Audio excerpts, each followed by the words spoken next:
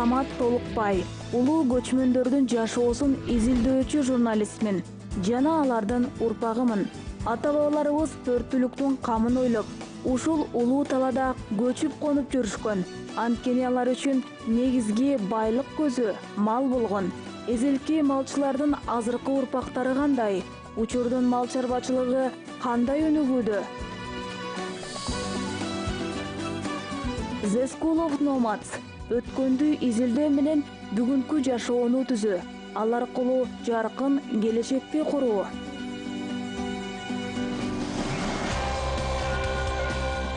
Бүгүнкү программада Улуу Тоо казак хандыгы чыккан жер. Көк майса этнофестивалю. Биринчи жазгы кымыз майрамы.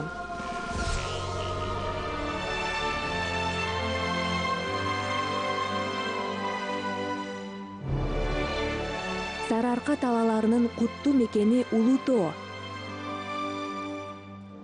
География боюнча бул жер Казакстандын так борбору деп аталат.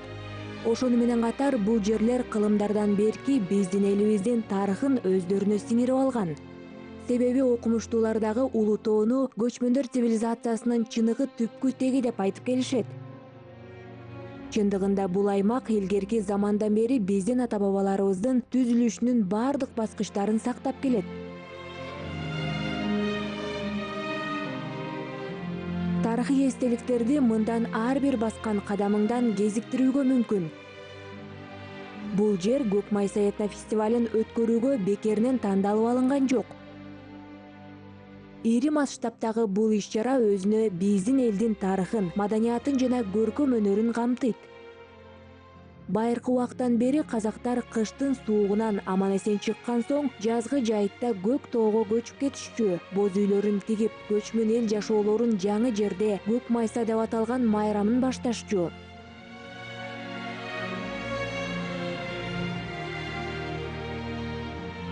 Бирок фестивалга мен дароо эле барып калган жокмун. Улуу Тоодо саякаттап жүрүп, алгач айтылуу хан ордосунда болуп көрүүнү чечтим.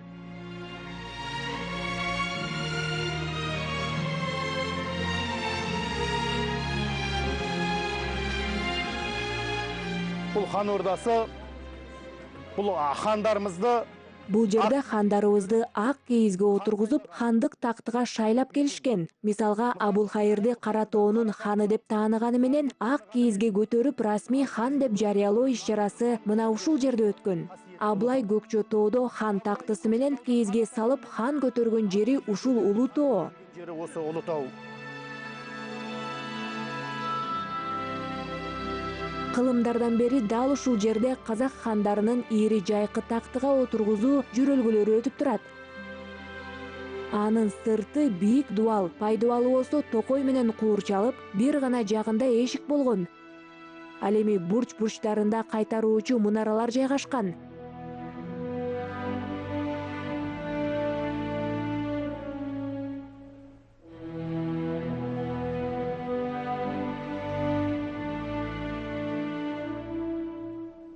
Бир кездерде Абылай хан мында жунгар баскынчыларына каршы туруу үчүн 3 казак жүздөрүн бириктирген.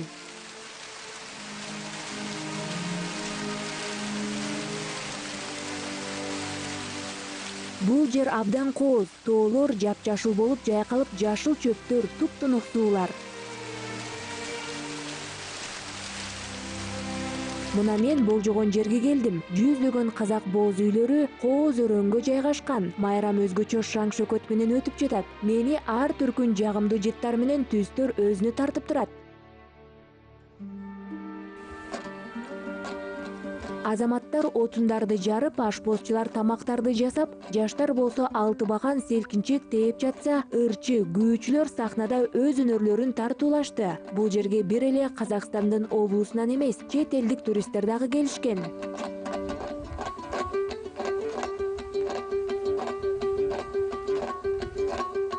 биринчиден бунун уюмдаштырылуу максаты ошо Улуу жеринде Биз казак маданиятынын бардык түрлөрүн көрсөтүү менен Улуу Тоодогу туризмдин өнүгүшүнө өз салымыбызды кошкубуз келет. Буга чейин деле мындай фестивалдарды өткөрүп келгенбиз. Бул жолкусунда иш-чара Көк майса деп аталды. Себеби майрам бизде жаз мезгилине туш келди. Биздин ата-бабаларыбыз байыртадан бери бул учурда Көк майса деген чоң той өткөрүп турушкан. Ошондуктан ар жылы этнофестивалды ушул аймакта белгилегибиз келет. Чет элдик саякатчылар менен мекендештерибиз бул иш-чараны Улуу Тоону Көк майса этнофестивалы өтө турган жер деп билип калышса деп ойлойбуз. орун деген бир түшүнүк калыпташса деп ойлойбуз.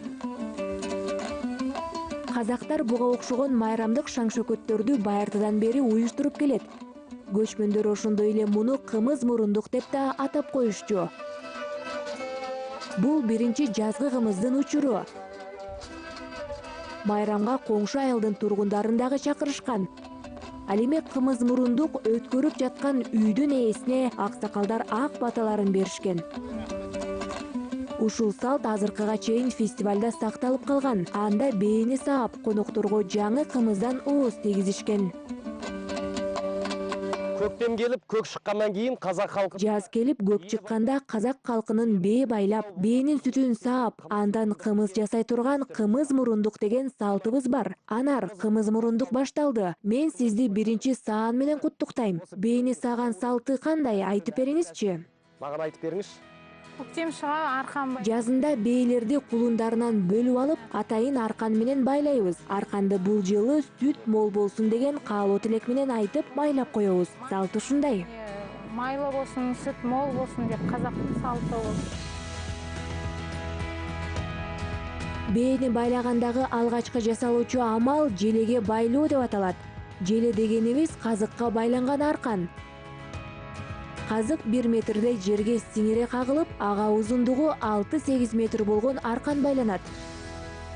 Ушул арканга бээлер менен кулундарын негизги кашектен обочолонтуп байлашат.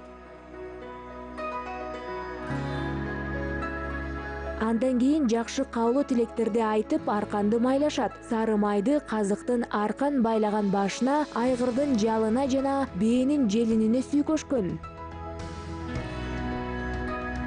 Казак калкынын ишенимдерине ылайык желени аттап өтүүгө же аны тебелегенге тыюу салынган. Эл арасында мындай аракеттер мал чарбачылыгына зыян алып келет деп айтып келет. Бээни мен саап көрсөм болобу? Жок, саай албайсыз деп ойлойм. Себеби биздин бээлер аял кишинин колуна көнгөн. Алар менден үркүшөбү? Ооба, үркүп кетиши ыктымал. Анда мен эмне жасай аламын? Сизге жардам берейинби? Сиз кулунду кармап туруңуз. Бирок алгач кулунду ийдирип алышыбыз керек. Туура ошондон кийин гана биз бээлерди саап баштайбыз. Эмесе кеттик. Мен кулундарды ийдирип турам, ал эми анар болсо бээлерди саайт. Менден бээлер гана эмес, алардын кулундары дагы үркөт окшойт. Менин тапшырмам аларды аркандан бошотуп, энесине алып баруу. Ушундай жол менен бээлерди ар бир 2 саатта саап турушат. Алар таң атканда байланып, каш карая агытылат. Бээ сагандын мезгили жаздын акырына чейин барат. Негизгиси бээ дени сак жана сүттүү болуусу абзел.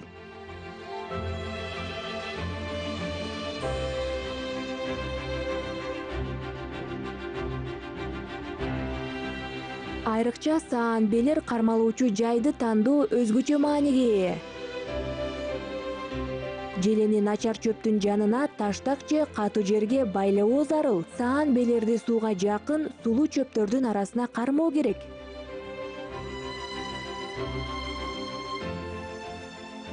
Ошентип биз бээлерди саап өттүк. Болжол менен 5 литрдей сүт алдык. Ооба, болжол менен 5. Эми муну иче берсе болобу? Көбүгү менен же кымызды ушундай жасайсыздарбы? Бул ар кимдин табитине жараша болот. Көбүктүү сүттү ичсе болот, же болбосо мындан кымыз жасоого мүмкүн. Атайын идишке куясыздарбы? Ооба, сабага куюп, анан бышам. Канчалык көп бышсаң, ошончолук жакшы болот. Ошентип бээ саганды үйрөнүп алдык. Эми кымыз бышууну сабага кантип куюп, аны кантип быштайсыз көрсөтүп бербейсизби? Ооба, албетте. Анда жүрүңүздөр, кымызды кантип даярдай турганын көрөлү.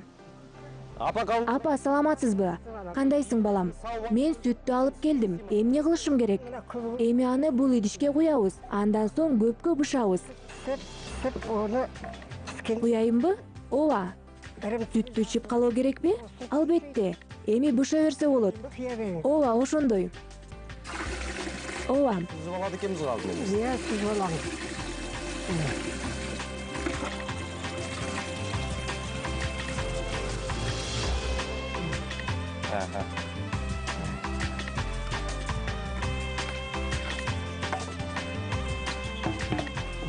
Сүттү буга куйганча сабаны табылга менен ыштап алабыз. Ошондой эле кымызды канчалык көп бышса, ошончолук даамына кирет. Мында балам, өзүнүн эрежелери бар. Эгерде анын баарын туура аткарсаң, эң даамдуу кымыз аласың. Бээни саап, анан дароо эле кымыз алуу мүмкүн эмес. Мен ыстаймыз.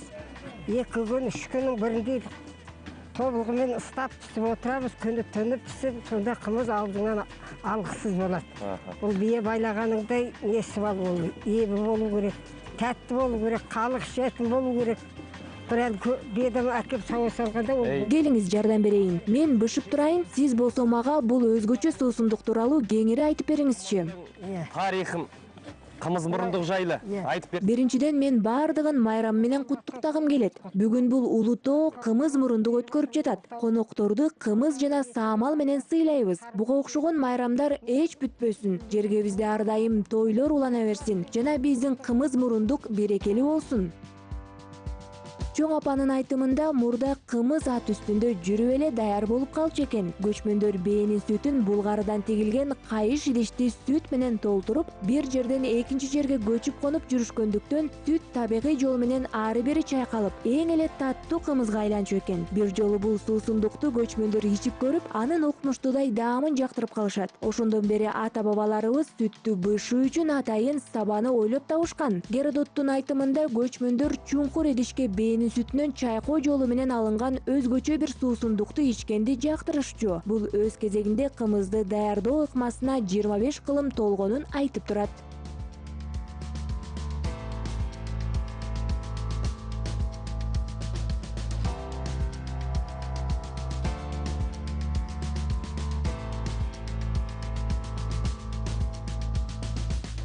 Күбіге бірден су құя салмайсыз, оны жаңа ыстаймыз деп жатсыз. Ыстап. Немен ыстайсыздар? Сиз сүттү сабага куяр алдында аны жакшылап ыштап алыш керек деп айттыңыз. Аны кантип жасайсыз? Тәтті болады. Негизи табылга менен ышташат. Биз анын бутактарын жагабыз. Түтүндөн кийин идиш менен жабабыз. Ошондон кийин гана сүттү куябыз.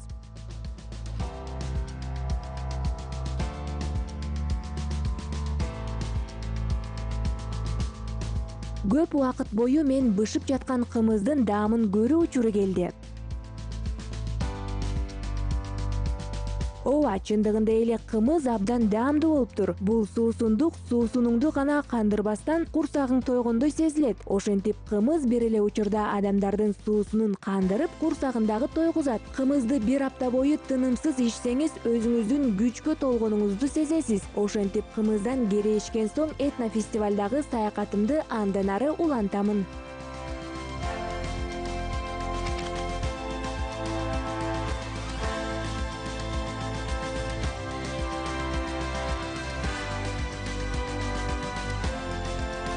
Этнофестивалдан түрдүү улуттук азем белектерди, улутоо тууралуу жазылган китептерди алууга болот.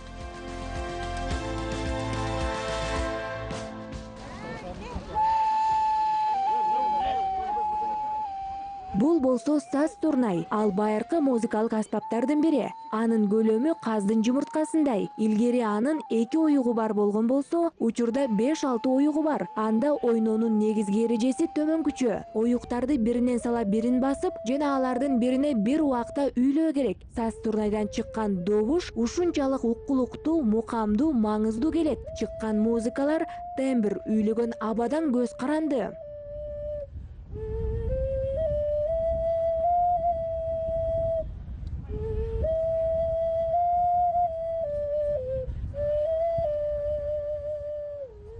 Чогулган эл убакытты көңүлдүү өткөрүп жатат. Бирөөсү сахнага чыкса, кээ бири ат мингенден ырахаттанууда. Бардык жакта самоорлордо чай кайнап, дасторкон жайылып, конокторду тосушууда.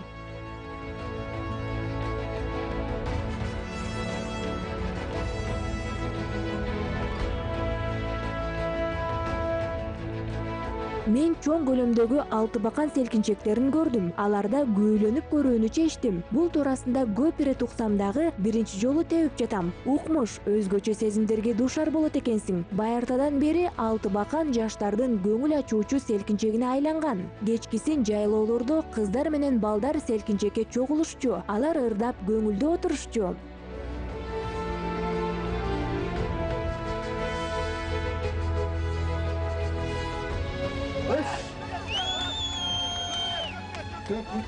Бул жерде казак калкынын көптөгөн улуттук оюндарынын түрлөрү өтүп жатат. Алардын бири кымыз ичүү оюну. Эрежеге ылайык кимде ким кымызды көп жана эрте ичип бүтүрсө, ошол жеңүүчү табылат.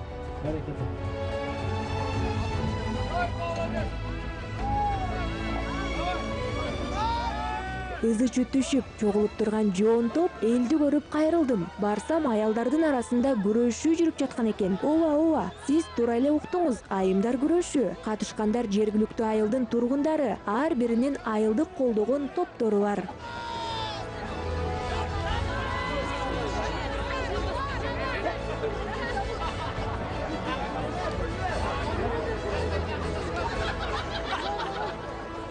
Жауырны какпактай Кудайга шүкүр. Бүгүнкү күнү казак күрөшү кеңири өнүгүп жатат. Белгилүү балбандар бар. Бул абдан кызык. Бирок баарынан дагы аялдардын күрөшү өтө эле кызыктуу. Мына эч кандай даярдыгы жок, айылдык аялдар күрөшкө түшүшөт. Бирок мында эки кызыктуу жагдай бар. Менимче биринчиси эч даярдыгы жок туруп, ушунча элдин алдында күрөшкө түшүүнүн өзү жеңиш болуп эсептелет. Экинчиси айыл тургундарынын аларды колдоого алганы мактоого арзыйт. Бул жакшы маанай тартуулоочу мелдештердин бири. Коомдун оны жатыркамай кабылдайтындай деңгейде болуп турганын көрсөтөт. Экинчи әрине ол кызык. Кызык. Енді ерекше ғой. Ооба, абдан кызык, калктын да көңүлү көтөрүңкү. Баары чуручу түшүп, күйөрман болушууда.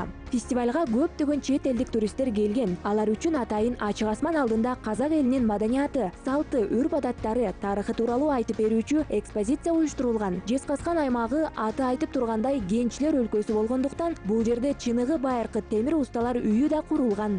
Дала халкынын турмусу менен тиричилигинде, onun içinde көчмөндөр өмүрүндө металл және металлды темирди кайрадан иштетүү байыркы көчмөндөрдүн бирден бир кол өнөрчүлүгү болуп эсептелет. Коло доорунан тартып Сарыарка талаларындагы Улуу Тоо аймагында байыркы темир иштетүү өнүгүп баштаган. 20-кылымдын башында бул жердеги минералдык ресурстарды казак геологиясынын негиздөөчүсү Сатпаев Каныш Имантаевич майда баратынан бери изилдеп чыккан. Ал коло доорундагы Евразия континентиндеги Жезказган менен Улуу Тоо байыркы металлургиясын өнүктүрүү жана өркүндөтүүчү борбор болуп эсептелгенин аныктаган. негизги орталыктардын бири жалпы адамзаттын металлды пайдалануу маданиятын өмүргө акелген тал бесиктердин бири Жезказган Улуу Тоо аймагы деп атап өткөн. Жезказгандын эркин которулушу жезкен дегенди же болбосо жезди казуучу жерди түшүндүрөт. 2-кылымдын башында борбордук Казакстандын басымдуу талаларында тоо кен казып алуу тармагы жана жез металлургиясы пайда болгон жана өнүккөн. Алгачкы кен казуучулар жер койнунан 2 миллион тоннадан ашык өтө жогорку сапаттагы жез кенин казышкан. Убакыт өткөн сайын мындай өндүрүүлөр азайган. Ошол убакыттан бери калк арасында бүгүнкү күнгө жеткен жергиликтүү аты Жезказган. Biz sizlerge bugün Көк майса фестивалына биз Мекен Төрөгелдин атындагы музейдеги инсталляцияны алып келгенбиз. Ал ген деген түшүнүктү билдирген. Жезде айылында орун алган. Мында жергиликтүү тургундар 2 кылым мурун колдонгон металлдан жасалган буюмдарды койдук. Ошондой эле Улуу Тоодогу кол өнөрчүлөр менен усталардын колунан чыккан иш куралдары көрсөтүлдү. Биз болсо Улуу Тоонун чеберлери өздөрүнүн устаканаларында эмнелерди жасап, кандай салттуу буюмдарды аткарышканын ачык айкын көрсөтүүнү чечтик. Жезказган төңүрегинде болган кызмет эткен устакананын bir көрүнүшүн көрсөтүп отурмуз. Мекен Төрөгелдин атындагы музейди мен уникалдуу деп атамакмын. Анткени чакан айылда тарыхчылар менен археологдор экспонаттарды, эстеликтердин, реалдуу объектилерин жыйнашып, аны менен байыркы жана азыркы убактагы жез өнөр жайынын тарыхый хронологиясын көрсөтө алышты. Музейдин сыймыгы биздин доорго чейинки 1 жана 2 миңжылдыкта борбор Казакстандын калктуу конуштарында колдонулган ири көлөмдөгү очоктун, мештердин кайрадан калыбына келтирилиши. Тагыраак айтканда, бул жөн эле мештер эле эмес, ал толук циклдагы комбинат, элдин өткөнүн толуктап, бүгүнкүсүн сыйлап, келечегин болжоого анын тийгизген таасири зор.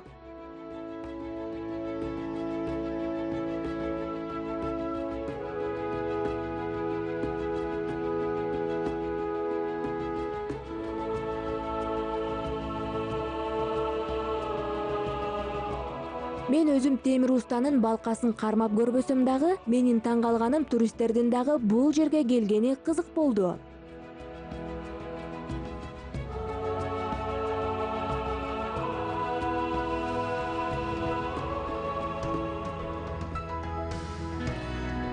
Айланамды карасам, талаанын борборунда чогулган элди көрдүм. Көрсө дагы бир таймаш башталыптыр. Бул жолкусунда о дарыш экен. Бул дагы күрөш, бирок ат үстүндө о дарышат.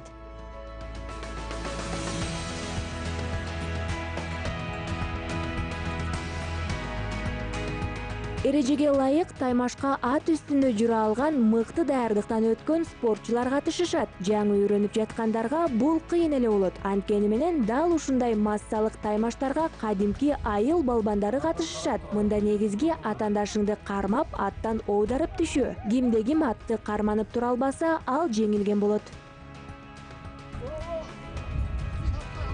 Мында катышуучулардын аттары башкы ролду ойнойт. Айтымында кармаштын жыйынтыгы 50%га ат үстүндө спортчулардан көз каранды. Тыюу салынган эрежелер дагы бар. Мисалы, атаандашына орой мамиле жасабоо керек. Колду кайрыганга жана анын атын урганга болбойт.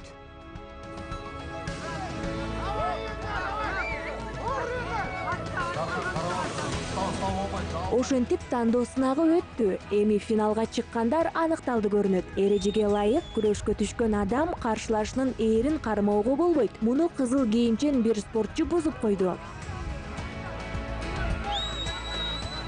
Таймаштын жыйынтыгында мен дагы өзүмдү сынап көрүүнү чечтим. Мелдешке чыкмай болдум. Анда дагы жөнөкөй катышуучу менен эмес, Көк Майса фестивалындагы оодарыш боюнча жеңүүчү менен кармашам.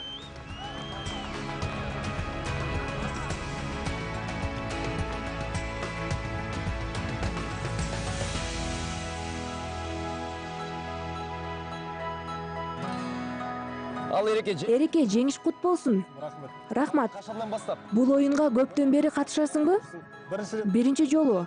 Ошондойбу? Анан дароо эле жеңүүчү болуп калдыңбы? Азаматсың, көк бөрү дагы ойнойсуңбу? Көбүнчө байгеге катышам. Көк бөрү тартып көргөн эмесмин. Бүгүн болсо Улуу Тоого келип жеңүүчү болуп калдың. Өзүң негизи күрөшкө жакынсыңбы? Ооба, күрөш менен машыгам. Дене түзүлүшүңдөн улам билдим. Оодарыштын негизги эрежелери туурасында айтып берсең, күрөш менен окшойбу? Атаандаштын ээринен кармаганга же болбосо анын атынын жалынан кармаганга болбойт. Эгер буттуң үзөңгүдөн чыгып кетсе, ал жеңилүүнүн белгиси болуп калат. Ал ушундай кылганда билектен кармап мына минтип тартыш керек. Biz hazır üstünden ne kılamız? Özümüzün ыңгайымызга. Азыр биз башынан жана төшүнөн кармап жатпайлыбы? Мурда негизи атаандашың бир гана колунан кармап жыгышкан. Азыр эрежелер жеңил. Эң башкысы күч жана амал-көйлүк керек. Барын ала беремиз. Кызметimiz сол. Эми кыш бар, кар бар. Осы мына. Келиңиздер анда баштайлы. Бүгүн жеңишке жетишкен балбан менен таймашка чыгып көрөйүн. Ал кетти казыр. Берекеңмен күрөсүп көрөйүк.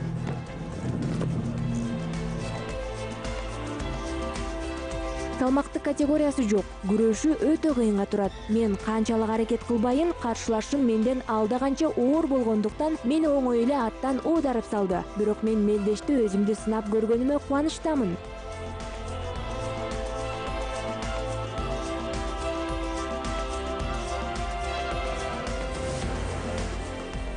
Майрамдык шаң-шөкөт уланып жатат. Мен болсо кызыктуу көрүнүштөргө каныккан бүгүнкү күндүн жыйынтыгын чыгарам.